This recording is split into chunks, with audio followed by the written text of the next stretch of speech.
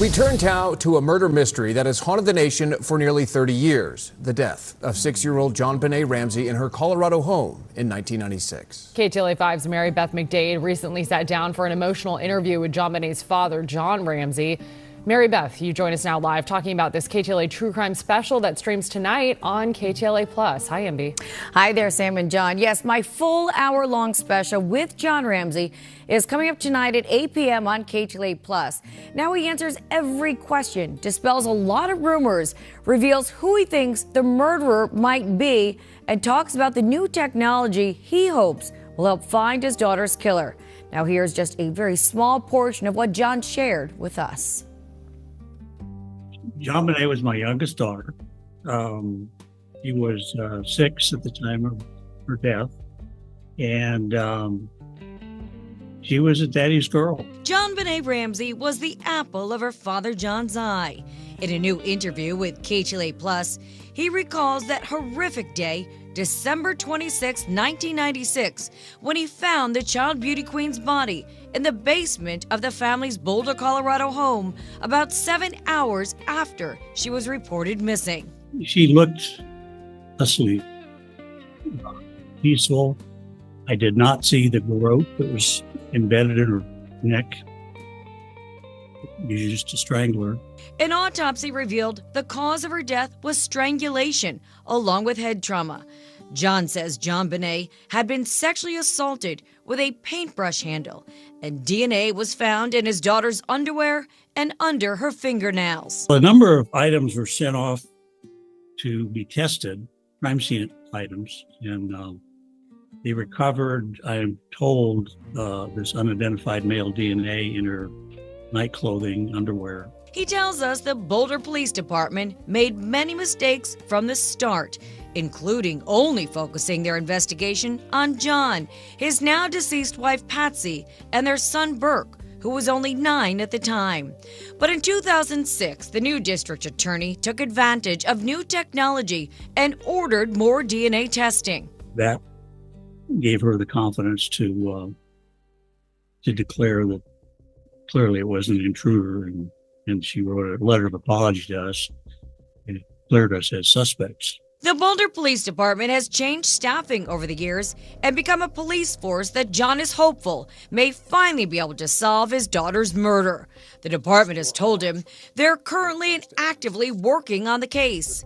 He hopes this includes retesting the mysterious male DNA found at the scene in the latest format necessary to do investigative genetic genealogy. It was first used by a technology-focused police department of California that identified the Golden State Killer, 40-year-old cold case. This would allow detectives to use public databases to potentially find the suspect's relatives and then possibly lead to the killer and justice for JonBenet.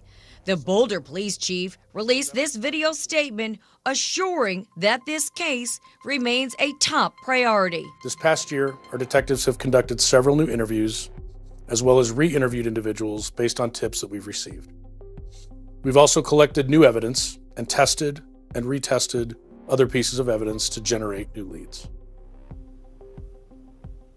And Boulder police won't reveal what new leads they've uncovered at this time. John is expected to meet with the department in the beginning of January to get an update on this case. Now you can see my full in-depth interview with John Ramsey tonight, streaming only on KTLA Plus at 8 o'clock. And you can just download the KTLA Plus app for free on Roku, Amazon Fire TV, Apple TV, and Samsung Smart TVs. The Architecture of Contradiction. Examining December 26, 1996. We've circled this timeline for months, but one moment keeps resurfacing. Not because it's extraordinary, but because its presence reshapes everything we thought we knew about the morning of December 26th. The broken timeline and the fruit on the table. Theme 1. The physiology of sleep and the impossibility of stillness. When we examine the statements given by John and Patsy Ramsey about that final evening, we find ourselves standing before what appears to be an immovable certainty. JonBenet was, in their words, completely unconscious from the moment the car pulled into the garage. John describes lifting her from the vehicle, her body limp with the profound sleep of an exhausted child. Patsy recounts the same scene, carrying her daughter upstairs, changing her into night clothes, tucking her into bed without the child ever stirring. This image, repeated in interviews and affirmed in their book, becomes foundational. It establishes the precise moment when normal family life ended and something else began. It draws a bright line. Before this moment, the family's activities were known and accounted for. After this moment, they slept peacefully until morning's terrible discovery. Yet the autopsy report introduces a fact that cannot be argued with, cannot be reinterpreted, cannot be wished away. Fragments of partially digested fruit material, later identified as pineapple, were present in JonBenet's digestive system. The medical examiners, working with the established science of digestion rates, determined that this consumption occurred within a few hours of her passing. This isn't speculation or theory, it's physiological reality, as concrete as bone or blood.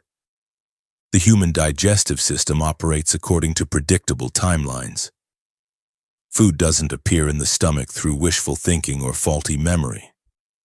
Someone fed this child, or she fed herself during the hours the family insists she remained deeply, uninterruptedly asleep.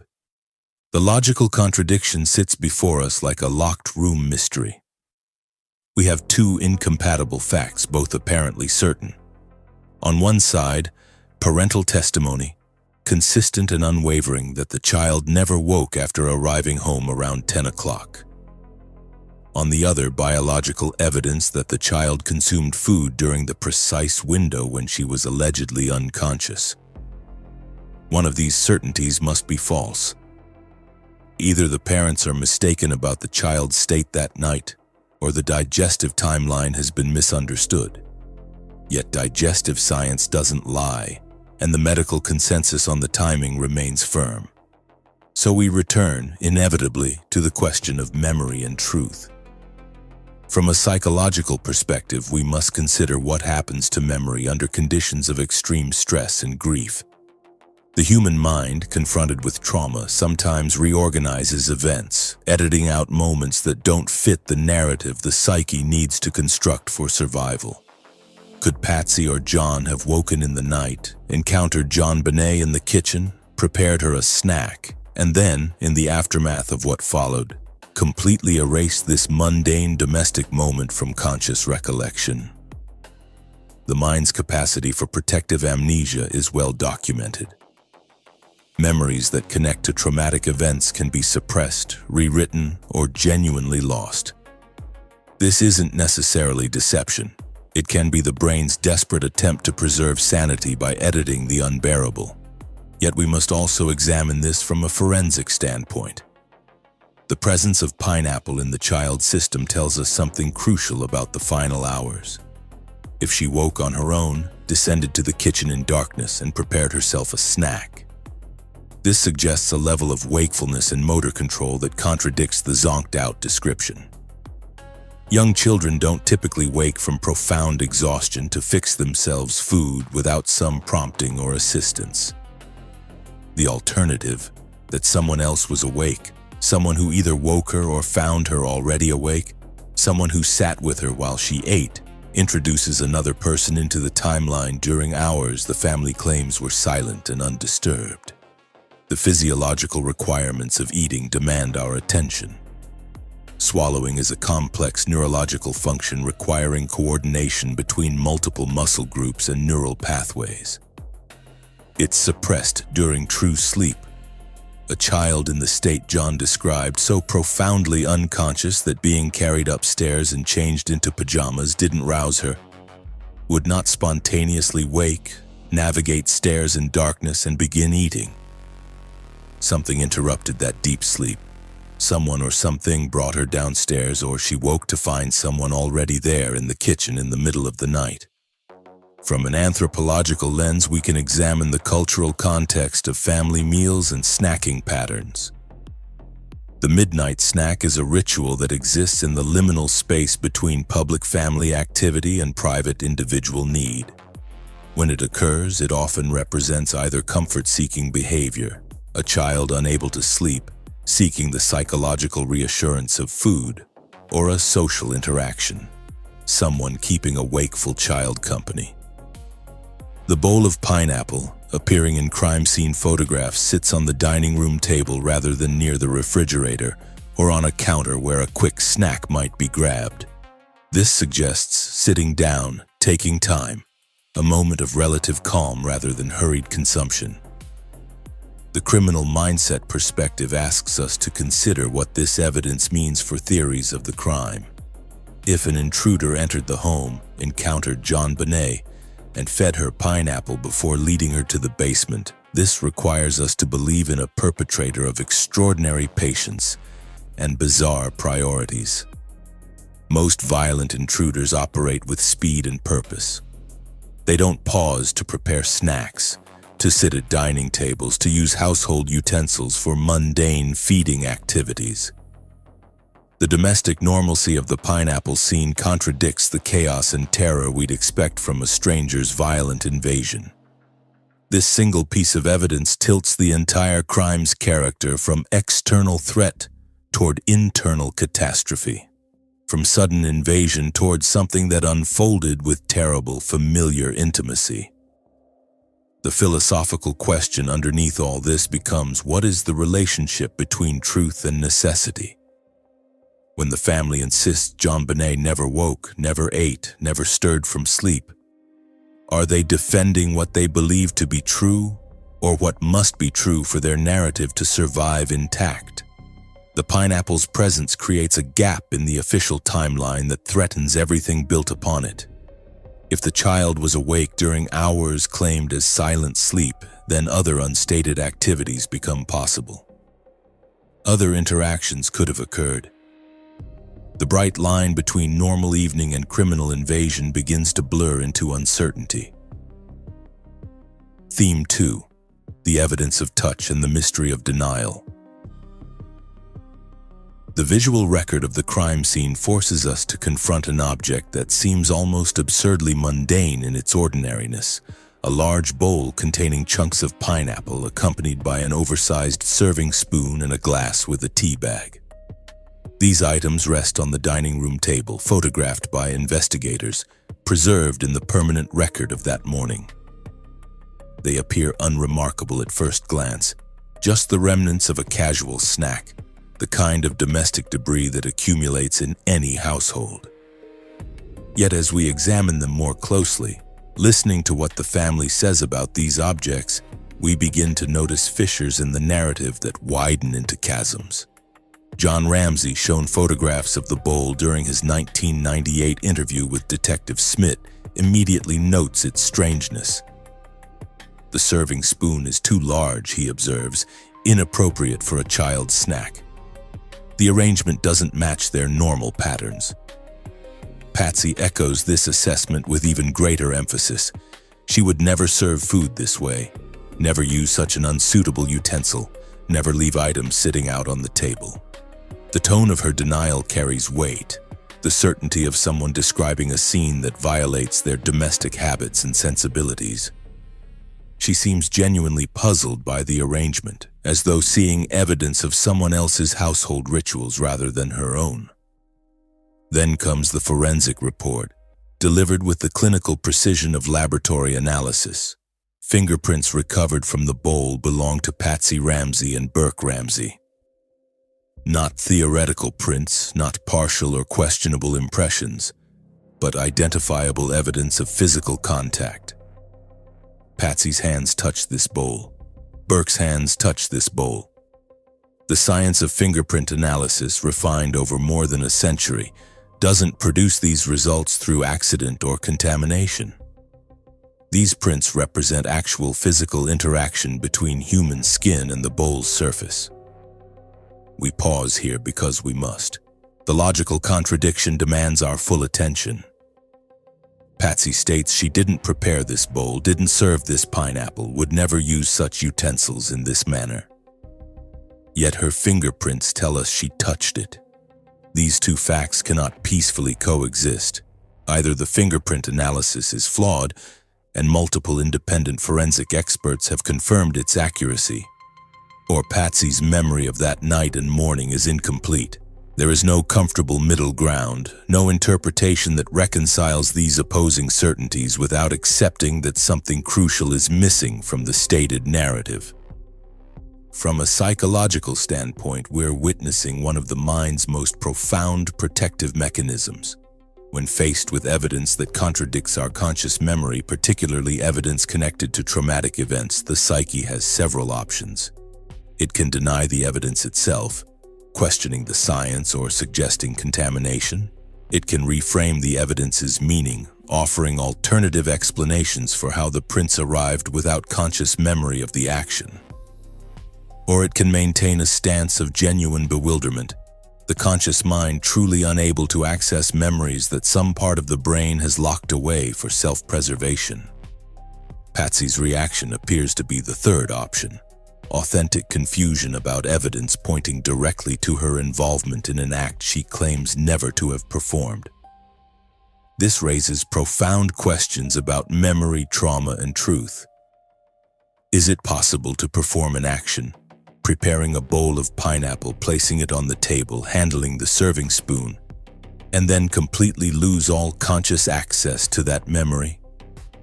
Clinical psychology suggests yes, particularly when that memory connects to events the mind finds too painful to integrate. The brain, protecting itself, can edit out entire sequences, leaving gaps where actions occurred but cannot be recalled. Yet we must also consider the forensic criminology perspective, which asks more uncomfortable questions. If someone in that household needed to obscure the truth about the pineapple's preparation, the most effective approach wouldn't be elaborate explanation but simple, emphatic denial. I didn't do that. I would never do that. That's not how we operate. This creates a defensive wall that doesn't require maintaining a complex false narrative. It simply refuses to acknowledge the evidence's implications.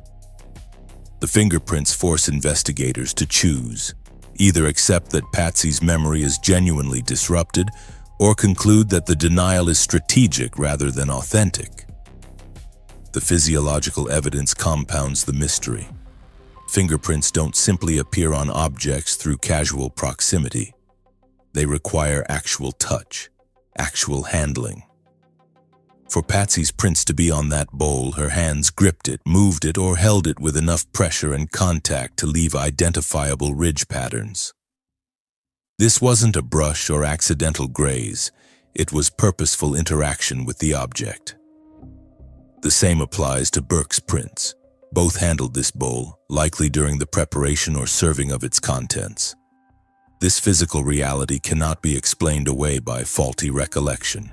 Hands touched bowl, skin left evidence, science recorded the fact.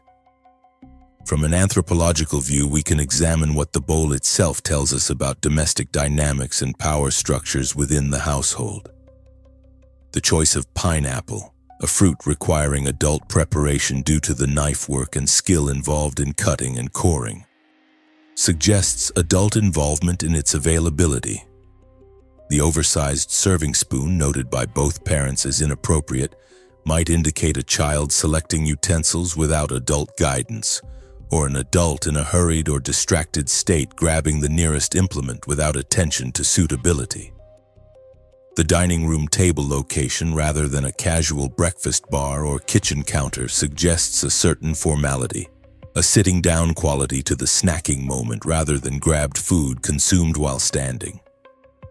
The criminal mindset analysis forces us into darker territory. If this bowl and its contents represent evidence that threatens the official narrative, then the emphatic denial makes strategic sense. Admitting to preparing the pineapple, or even to touching the bowl, would require explaining when this occurred, who was present, what was said, what happened next. It would open a door into hours claimed as silent and undisturbed. The denial, however implausible given the fingerprint evidence, maintains the essential fiction.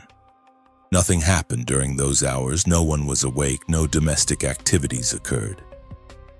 The family's timeline remains intact only if this evidence can be dismissed or explained away as somehow separate from the night's actual events.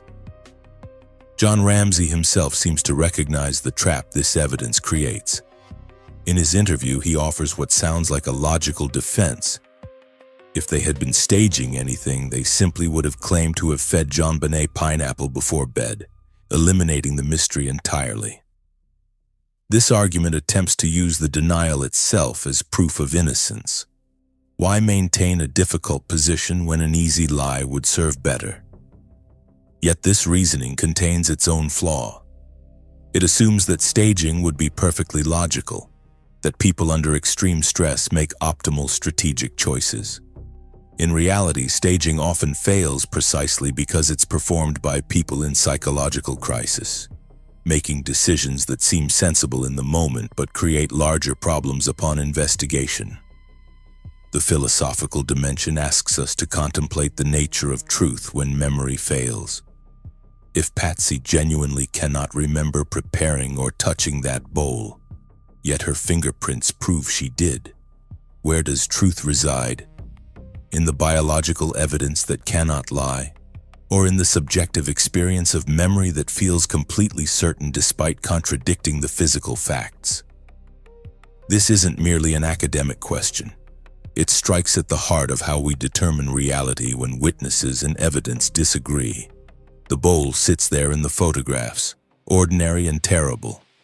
The pineapple chunks, slightly browning at the edges, speak of time's passage. The oversized spoon, so unsuitable that both parents immediately remark on its strangeness, suggests hurried selection or childish choice. The tea glass with its bag, an adult beverage, indicates multiple people present for this snacking moment, or at least multiple items prepared for consumption. Every detail tells us this was a real event, a moment of domestic activity during hours claimed as empty and silent. The fingerprints confirm family involvement. Yet the adamant denial persists, creating a chasm between physical evidence and stated truth that no amount of investigation has successfully bridged. Theme 3: The weight of what cannot be said. We return now to the central question that the pineapple evidence forces upon us. Why? Why would the truth about something as ordinary as a midnight snack become impossible to acknowledge? The answer, we begin to suspect, lies not in the snack itself, but in what acknowledging it would necessarily reveal about that night's actual timeline and activities. Consider the logical chain that admission would create. If Patsy or John acknowledged preparing the bowl, they would need to explain when. If they explained when, they would need to account for who was present. If they accounted for presence, they would need to describe what occurred during those wakeful hours. Each admission leads inevitably to the next, unraveling the careful construction of a narrative built on undisturbed sleep and external invasion. The pineapple's acknowledgement becomes the thread that, when pulled, threatens to unravel the entire tapestry. From a psychological perspective, we're witnessing what clinical practitioners call motivated forgetting. Not the intentional lies of conscious deception, but the mind's protective editing of memories too painful or dangerous to fully acknowledge.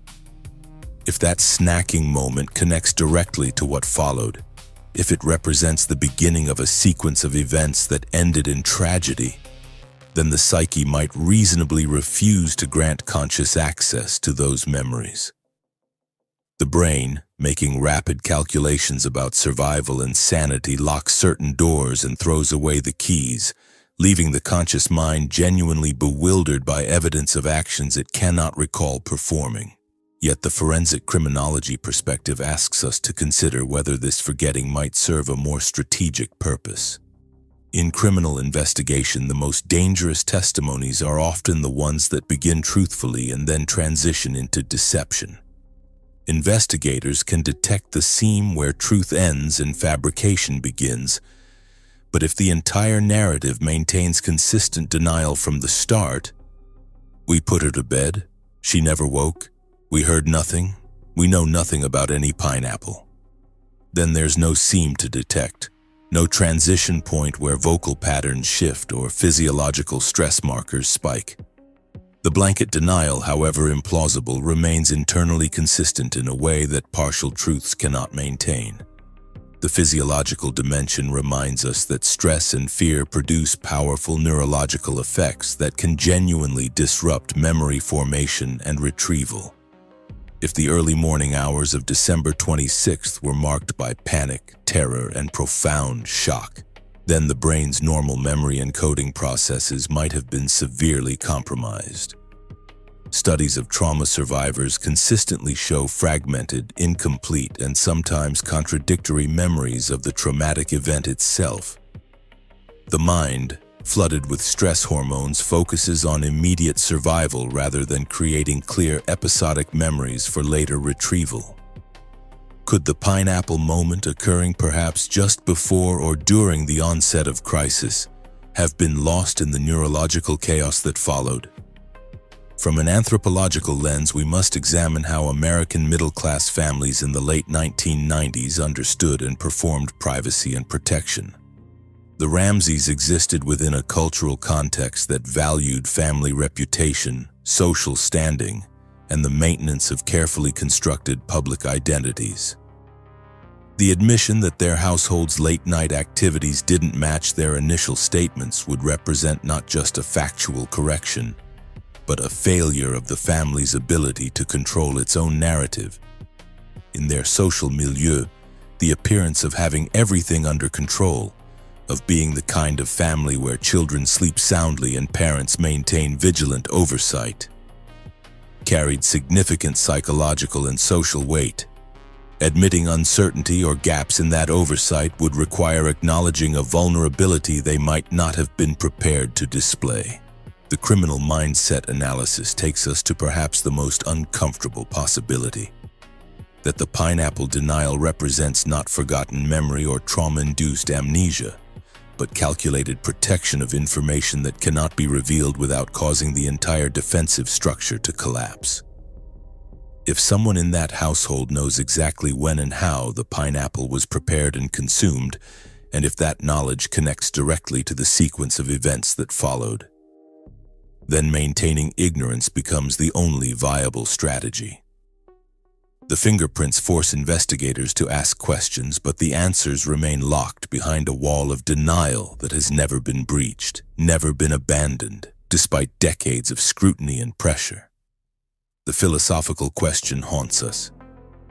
What truth could be so dangerous that even physical evidence proving contact with a fruit bowl cannot force its acknowledgement? We find ourselves contemplating the hierarchy of concealments, the way certain admissions make others inevitable. The pineapple seems trivial, just fruit in a bowl, yet its significance lies not in what it is, but in what it represents. Proof of activity during hours claimed as inactive, proof of presence in spaces claimed as empty, proof that the stated timeline contains gaps large enough for unstated events to have occurred. John Ramsey's defense that staging would have been easier if they'd simply claimed to have fed her pineapple reveals an interesting logical assumption.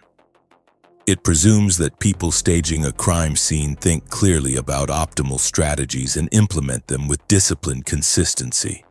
But real staging, performed by real people in genuine crisis, rarely achieves such logical coherence. Instead, it often produces exactly what we see here: a crime scene that contains contradictory elements, some suggesting outside involvement, others pointing unmistakably inward, the whole assemblage refusing to cohere into a single interpretable narrative. The passage of time has not softened these contradictions. Decades later, the bowl still appears in crime scene photographs, the fingerprints still exist in forensic reports. The digestive evidence still confirms consumption during hours claimed as silent. The family's position has never wavered. They didn't prepare it, didn't serve it, can't explain it, don't know how it connects to anything. This consistency itself becomes evidence of something. either the remarkable stability of genuinely disrupted memory or the disciplined maintenance of a defensive position that cannot be abandoned without catastrophic consequences. We're left contemplating a bowl of fruit that has become one of the case's most persistent mysteries. Not because pineapple itself matters, but because the adamant refusal to acknowledge even simple involvement with its preparation reveals the presence of something larger, something that cannot be safely discussed. The fingerprints prove touch. The digestion proves consumption. The photographs prove existence. Yet the truth of that moment, who prepared it, when, why, what was said, what followed, remains locked behind a door that has never been opened, protected by a denial that has outlasted investigation, media scrutiny, and the relentless pressure of public suspicion. The bowl sits there still in our imaginations and in the permanent record. Ordinary objects made extraordinary by the questions they raise and the answers they never receive. 2. The signature of staging and the implements of control. Theme 1. The domestication of violence. When we examine the autopsy findings, we encounter language that struggles to reconcile the intimate and the brutal. The cause of her passing is listed as asphyxia by means that involved a specifically constructed implement, a garrote fashioned from cord and a broken wooden stick. This wasn't a tool brought from outside. It wasn't a weapon carried by an intruder. It was improvised from materials available in the home, constructed in those very rooms during those very hours. The wooden piece of the handle came from Patsy's paint tray, a brush handle broken and repurposed. The cord was similarly domestic in origin, likely from somewhere in the house's many storage areas. The logical contradiction begins immediately. We're asked to believe that a stranger entered this home, navigated to the basement, located these specific materials, and took the time to construct a sophisticated ligature device. This requires not just violence but craft, not just rage but patience. The person who made this implement needed familiarity with the house's layout, knowledge of where materials could be found, and enough comfort in the environment to spend time constructing rather than simply acting. Every detail speaks against the presence of a panicked intruder working against the clock, and towards someone who knew this space intimately, who could move through it without fear of discovery, who had access to everything needed. From a psychological standpoint, the choice of materials tells us something profound about the mindset of the person responsible. They didn't bring weapons from outside because they didn't plan this in advance with criminal clarity.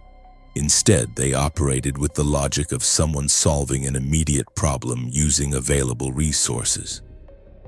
This is the psychology of the improviser, the person thrust into crisis who responds by looking around their familiar environment and assembling solutions from what's at hand.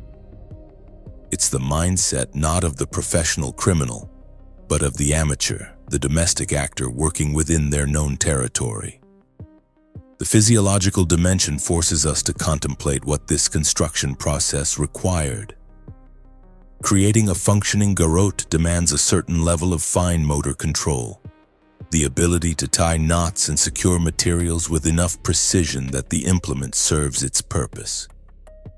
This isn't the work of someone in a state of absolute panic or blind rage. Those states impair fine motor skills, reduce precision, create trembling that prevents detailed work. The person who made this was functioning with enough neurological control to complete a complex physical task, suggesting either practiced calm or the kind of focused intensity that trauma can sometimes produce. From a forensic criminology perspective, the garrote represents a specific category of evidence: overkill. The medical examination revealed that severe head trauma alone could have been sufficient to cause her passing, yet the ligature was applied as well, creating a redundancy in method that investigators recognize as psychologically significant. Overkill typically indicates a personal connection between perpetrator and victim, an emotional investment that drives continued action beyond what's strictly necessary to achieve the fatal result. Strangers working instrumentally rarely exhibit this pattern. It emerges in crimes of passion, crimes of rage. Crimes where the relationship between the people involved matters deeply to the psychology of the event. The anthropological lens reveals how the materials themselves speak to domestic culture and class. Paint supplies, cord, household implements. These are the tools of home maintenance, creativity, and ordinary domestic life. Their transformation into instruments of harm represents a profound corruption of the home's meaning, a violation not just of the child, but of the sanctuary concept itself.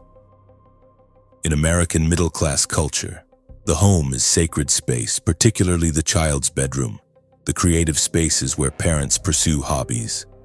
The sourcing of harmful implements from these specific areas suggests someone for whom the violation of that sanctity either didn't register or had already been psychologically accomplished.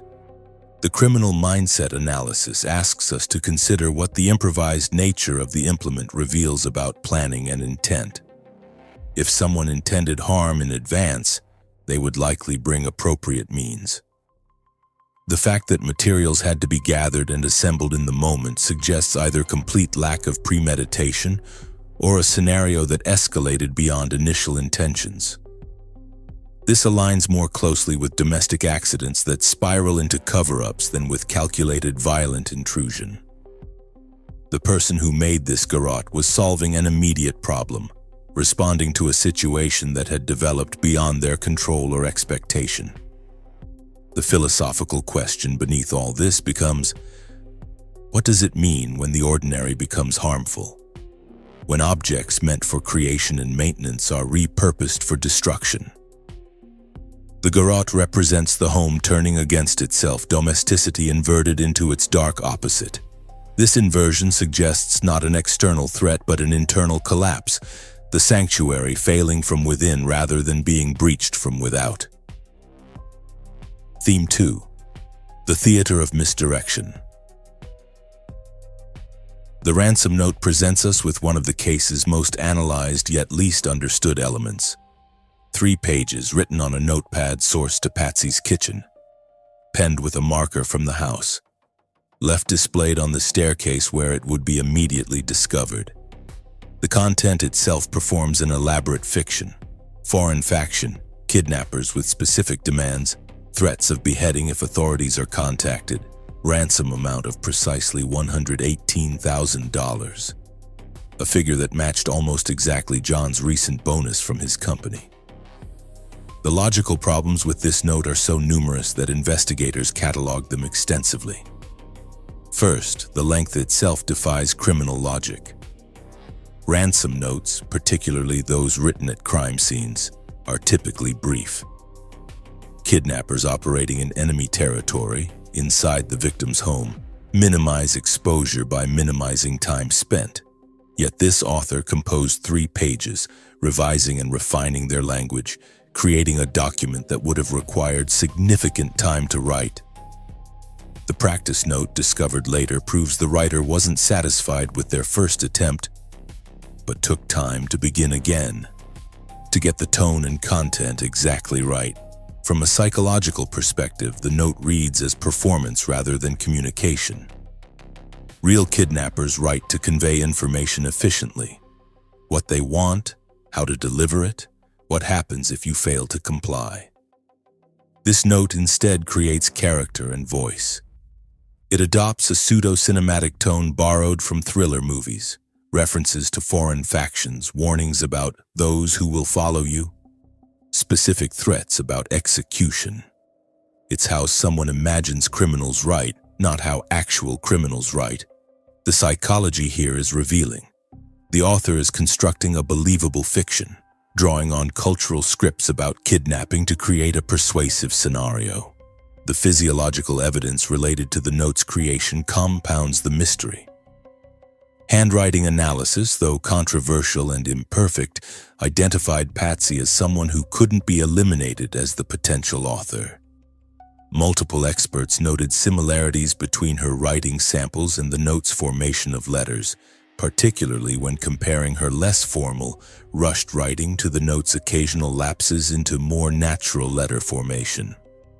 The writer appeared to be attempting disguise, some letters carefully formed to look different from natural hand, others slipping back into habitual patterns.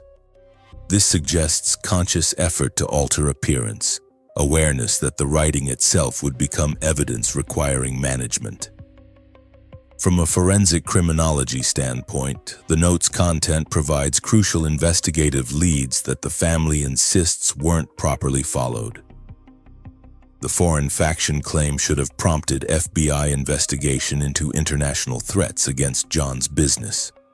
The specific monetary demand should have led to examination of business associates who might know his bonus amount. Yet investigators quickly concluded that the note itself was staging, designed to misdirect attention outward when the crime was internal. This conclusion stemmed partly from the note's theatrical quality, partly from forensic details like the notepad and marker sourcing, and partly from the simple logic that kidnappers don't write lengthy notes while inside their victim's home. The anthropological dimension asks us to consider what the note reveals about the writer's cultural knowledge and assumptions. The language borrows heavily from American popular culture's depiction of international crime, movies, television shows, thriller novels. This isn't someone with actual knowledge of foreign criminal operations, but someone whose understanding derives from media consumption. The middle-class American viewing diet of the mid-1990s shaped the note's vocabulary and scenarios, creating a document that reads more like screenplay dialogue than authentic criminal communication. The criminal mindset perspective reveals perhaps the note's most significant function: delay. Whether or not the 911 call was made in defiance of its instructions, the note created a period of confusion about what had actually occurred. The initial police response treated the situation as kidnapping, not homicide. This classification shaped the entire early investigation, preventing crime scene preservation and allowing civilian traffic through spaces that should have been secured. If the note's purpose was to buy time, to create investigative confusion, to prevent immediate focus on the home's occupants, it succeeded spectacularly.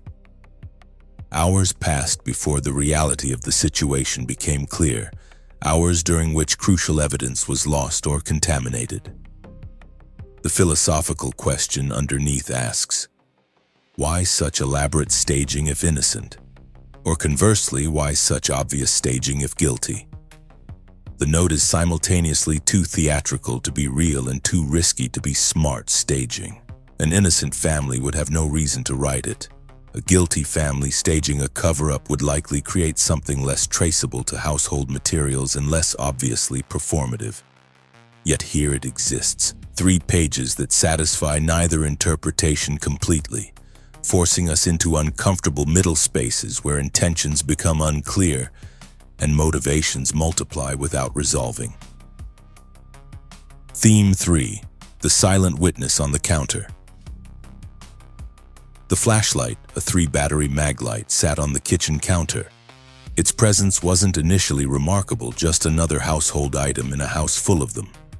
Yet as investigators examined the evidence more carefully, this ordinary object began accumulating significance that transformed it from background detail into potential key. The logical sequence starts with the head trauma documented in the autopsy. The injury was severe, a rectangular fracture pattern that suggested significant force delivered with a specific implement. Forensic experts examining the wound's dimensions and characteristics concluded that the mag light's size, weight, and shape were consistent with having caused the injury. Not definitive proof, other objects might match similarly, but consistent enough to warrant serious consideration. John Ramsey's response to questions about the flashlight introduces immediate contradiction. He states he has no memory of placing it on the counter, no recollection of using it that morning, doesn't even know if it contained batteries. This seems straightforward enough. Just another item in the house whose specific location he hadn't registered consciously. Yet the placement itself suggests recent use. Items typically stored in drawers don't spontaneously appear on counters. Someone removed it from its usual location, used it or intended to use it, and left it there. The question becomes, who, when, why? From a psychological standpoint, the memory gap around the flashlight mirrors the pattern we've seen with the pineapple bowl.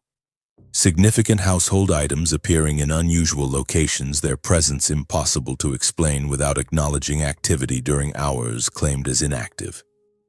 If John genuinely has no memory of the flashlight's placement, this suggests either that someone else moved it, or that his memory of the early morning is less complete than his statements indicate.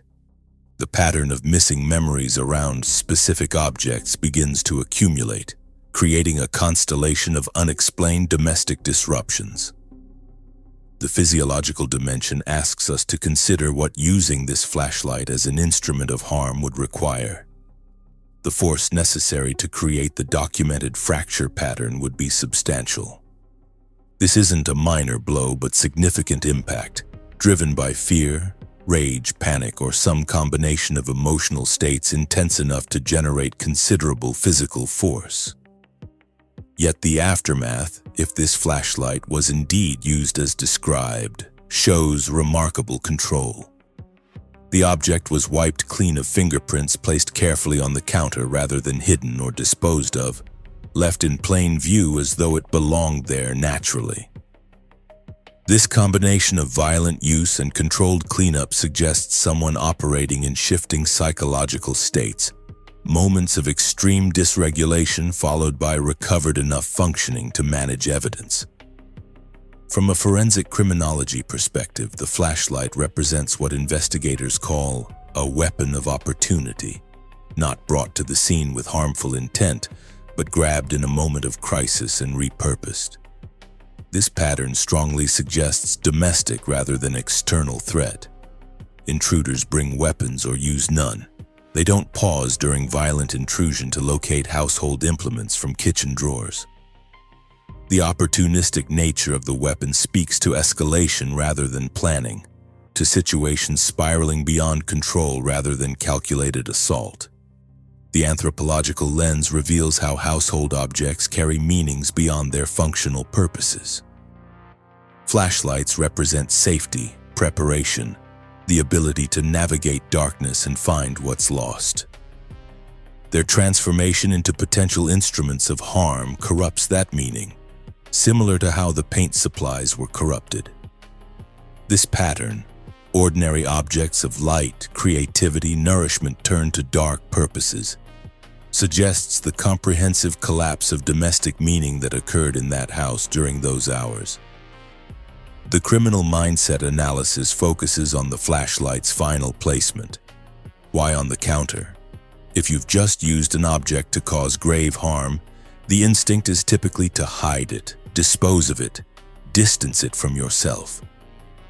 Yet here it sits, wiped clean but visible, present but not concealed.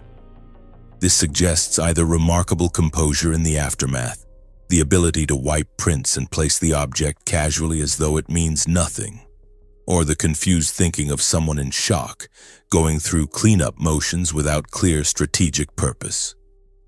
Perhaps both. Functioning well enough to wipe for prints, not functioning well enough to realize that the object's placement itself would draw questions. The philosophical question asks us to contemplate the relationship between objects and truth. The flashlight, if it was indeed involved as suspected, cannot speak, but its presence speaks volumes. It sits there in photographs, ordinary and terrible, a silent witness whose testimony comes in the form of dimensions matching wounds, weight consistent with impact force, location suggesting use. Yet without confession, without witness to its employment, the flashlight remains suspended between potential and proof, another piece of evidence that points without quite proving. Third, the compromised sanctuary and the improbable entry. Theme 1. The window that tells two stories. When we examine the basement window that John Ramsey identified as a potential entry point, we find ourselves looking at physical evidence that appears to support two completely different narratives simultaneously. On one hand, there's the broken glass, the window cracked open, the suitcase positioned beneath it, all elements that could suggest an intruder's access route. On the other hand, there's the undisturbed dust, the intact cobwebs, the absence of debris disturbance, all elements that suggest the window hasn't been used as a passage in considerable time. The logical framework requires us to trace what John Ramsey said about this window across multiple statements. He acknowledges breaking it himself during a prior incident when he'd been locked out. This admission immediately complicates the window's evidentiary value. The broken glass could date from that earlier event rather than from December 26th. He describes finding it cracked open that morning, noting the suitcase beneath it, theorizing that an intruder might have used it as a step stool for exit. Yet investigators examining the window found it undisturbed in ways that should have shown disruption if an adult body had passed through. From a psychological perspective, John's focus on this window during early interviews reveals something about how the mind seeks explanations that preserve certain narratives.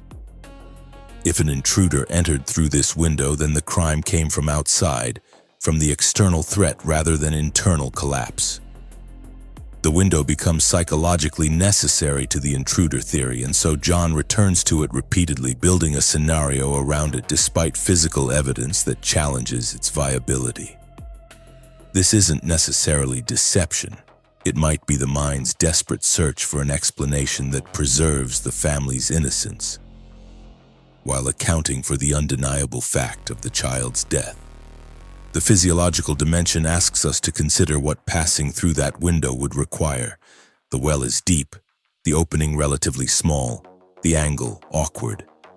An adult attempting this passage would necessarily disturb the dust accumulation on the sill, would brush against the cobwebs spanning the opening, would leave marks in the debris on the concrete below. Crime scene investigators trained to notice such disturbances found them absent. This doesn't make window access impossible, but it makes it unlikely enough that investigators quickly shifted their focus to other entry theories or to abandoning the entry question altogether in favor of internal scenarios. From a forensic criminology standpoint, the window evidence demonstrates a principle investigators call negative evidence. The absence of expected signs becomes itself a form of evidence. If we expect disturbed dust and find undisturbed dust, this tells us something didn't happen as theorized. The window's condition suggests it hadn't been used for passage recently, contradicting the narrative of intruder exit. This negative evidence, combined with the absence of footprints outside, the lack of disturbance to snow in areas where it had accumulated, and other missing indicators of external presence, created a pattern that pushed investigators toward internal rather than external theories. The anthropological lens examines how the basement window fits into the architectural and cultural context of the home. Large houses with finished basements represent American affluence and space, but they also create security challenges. Multiple access points exist. Monitoring them all requires vigilance, and areas like basement wells can be difficult to secure adequately. The Ramseys' home, with its many rooms and levels, multiple doors and windows, represented both the achievement of their social class and the vulnerability that comes with such expanded domestic space.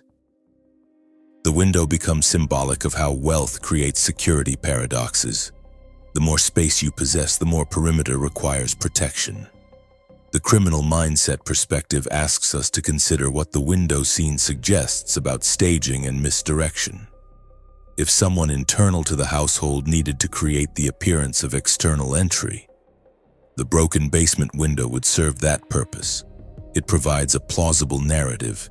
Intruder breaks in through basement, removes child, escapes through same route. Yet effective staging requires attention to details that might expose the deception. The failure to disturb the dust and cobwebs, if this was staging, suggests either overlooked details or staging performed under such psychological pressure that thoroughness was impossible. The philosophical question beneath all this asks, what makes evidence convincing? The window appears to support the intruder theory. Broken, open suitcase positioned for use. Yet closer examination reveals it doesn't support that theory at all. This gap between appearance and reality reminds us that evidence must be interpreted carefully, that surface readings can mislead, that the truth often lies in details easy to overlook. The undisturbed dust matters more than the broken glass because dust reveals recent activity while glass reveals only past damage. Theme 2. The violation of sanctuary. The crime scene's most damaging characteristic wasn't any single piece of evidence, but rather its comprehensive failure to remain a scene at all. Within minutes of Patsy's 911 call, the house began filling with people whose presence, however well-intentioned, destroyed the evidentiary integrity investigators would desperately need later. The logical sequence is straightforward but devastating. Friends arrive, Fleet and Priscilla White, John and Barbara Fernie, the family's pastor. Each person represents another set of footprints through the house, another potential source of fiber transfer, another person handling surfaces and moving objects. The first responding officer, operating under the presumption of kidnapping rather than homicide, fails to secure the scene adequately. More people arrive. The house becomes crowded with movement and activity during hours when it should have been frozen in the exact state the crime left it. From a psychological standpoint, we can understand the impulse that drove this failure. A child is missing, supposedly kidnapped. The parents are terrified, alone, desperate for support. Friends rush to provide comfort and practical assistance. The pastor comes to offer spiritual counsel. Everyone operates from the best intentions, wanting to help, to comfort, to stand with the family during their crisis. No one is thinking about fiber evidence or maintaining chain of custody because everyone still believes this is a kidnapping that will resolve with the child's safe return. The tragedy is that this completely understandable human response destroyed the possibility of forensic clarity. The physiological dimension reminds us that people in extreme stress make poor decisions about scene preservation. Patsy, in shock and terror, couldn't have been expected to understand that every person she called for support was potentially compromising evidence. John, operating in his own state of trauma, couldn't have been thinking about chain of custody when he moved his daughter's body. The responding officer, confronted with frantic parents and a ransom note, made the natural human judgment that reuniting child with family took precedence over evidence preservation. These were all human failures rather than malicious ones, but they were failures nonetheless. From a forensic criminology perspective, this scene contamination represents an investigator's nightmare. Once multiple parties have moved through spaces, touched surfaces, and displaced objects, determining what evidence is original to the crime becomes nearly impossible. Whose fiber is from the perpetrator versus whose from the friend who sat on the couch offering comfort? Which footprint matters versus which was left by someone arriving to help? The evidentiary picture, already complex, becomes exponentially more muddled with each additional person who enters the space. The anthropological lens reveals how this violation of the scene reflects cultural assumptions about community and crisis. In American middle-class culture, particularly in the 1990s, the response to family crisis was immediate community gathering. Friends rallied, pastors came, neighbors offered support. This social impulse, generally positive and healing in most circumstances, proved catastrophic when the crisis was criminal rather than merely tragic. The cultural script for supporting friends in distress directly contradicted the investigative need for securing a crime scene, and culture won that initial conflict. The criminal mindset analysis asks uncomfortable questions about whether this scene contamination might have served protective purposes for someone in the household. If you needed to explain away evidence, muddying the waters with multiple people's presence would help. If you needed to account for your own traces through the house, having numerous others move through the same spaces would provide cover. Yet attributing such strategic thinking to people in genuine shock and grief seems cruel and possibly inaccurate. The more likely scenario is that scene contamination resulted from authentic crisis response, and any protective benefit was consequence rather than intention. The philosophical question asks, what do we sacrifice when we prioritize human comfort over investigative need? The answer in this case is clarity. The choice to allow the house to fill with comforting presences meant sacrificing the possibility of clean evidence, pristine scene documentation, and uncomplicated forensic analysis. This trade-off might be acceptable if the child were truly kidnapped and might return. It becomes tragic when we learn the child was in the basement all along, and the hours spent in crowded, contaminated spaces were hours when careful investigation might have led to faster resolution. The moment when John Ramsey, following Detective Arndt's instruction, descended to the basement with Fleet White and emerged carrying his daughter's body represents the culmination of this scene destruction. Understandable from every human perspective, what parent wouldn't immediately move to hold their child? But devastating from an investigative standpoint. The body's position, the ligature's exact placement, the tape's adhesion. Countless other details were altered or destroyed in that moment of parental instinct overwhelming procedural necessity. Theme 3. The inward turn. The final theme in this section examines the moment when investigation shifted from external search to internal focus, when the possibility that answers lay outside the home gave way to the growing certainty that truth resided within it.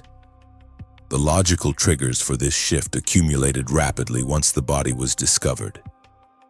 The ransom note's peculiarities, written on household materials containing insider knowledge of John's bonus, left in a location suggesting familiarity with the home's layout.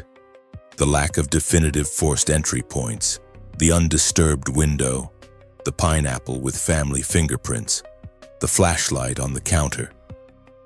Each piece of evidence individually might be explained, but collectively they created a pattern pointing inward rather than outward. From a psychological perspective, we can observe how quickly investigators abandoned the external threat theory. This wasn't mere prejudice or tunnel vision, though critics have argued both. It was pattern recognition based on decades of collective investigative experience with similar cases.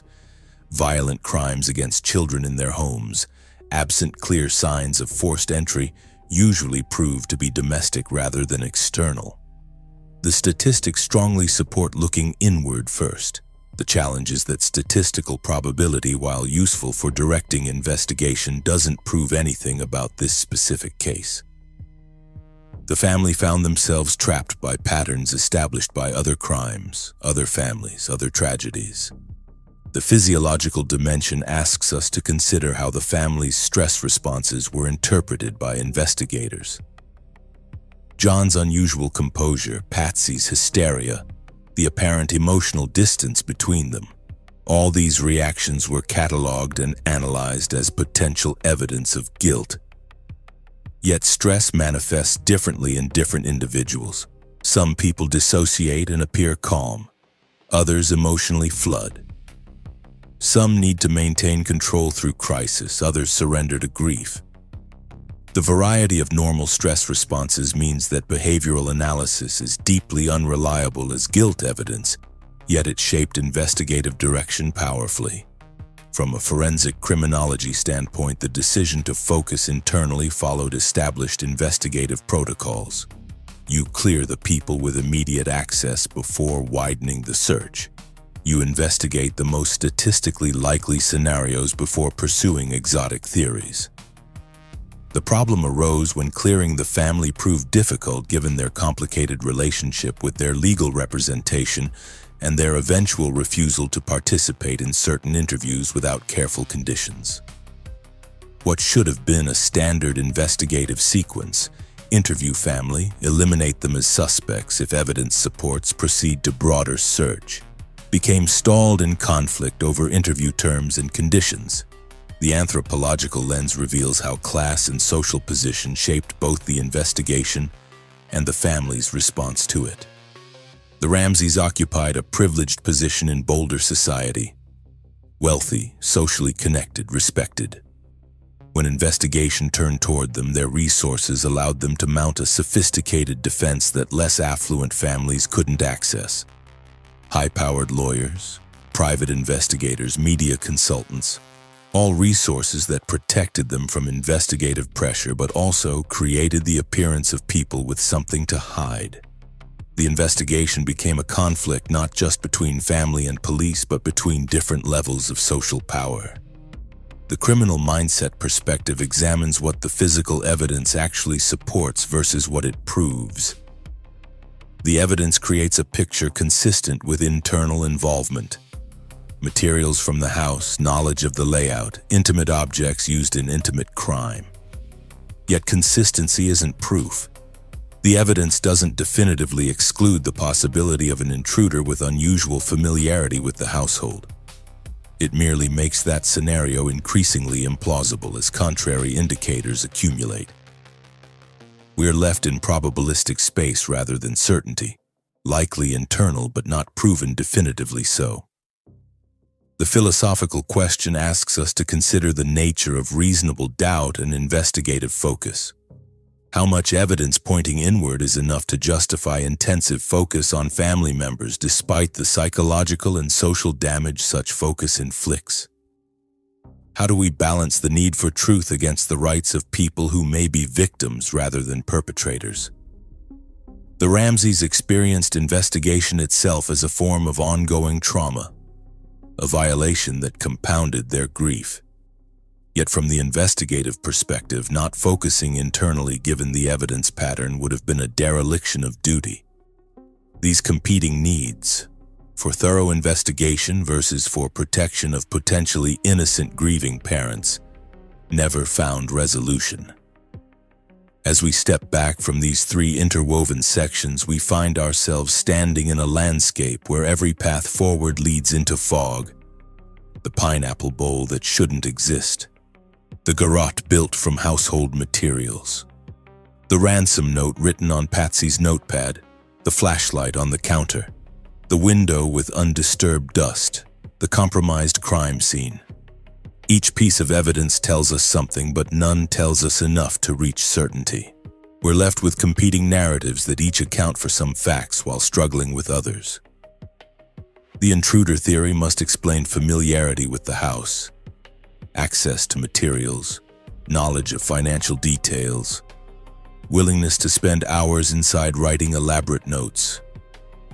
The internal theory must explain why parents who called 911 immediately would stage an elaborate kidnapping scene, why they would create evidence pointing toward themselves, why their grief appears so authentic yet their explanations so incomplete. Perhaps the deepest mystery isn't who but why the truth remains so elusive despite decades of investigation, countless hours of analysis, and intense public scrutiny. The answer may lie in those first chaotic hours when scene preservation was sacrificed for human comfort, when evidence was contaminated by well-meaning friends, when the initial misclassification as kidnapping shaped every subsequent decision.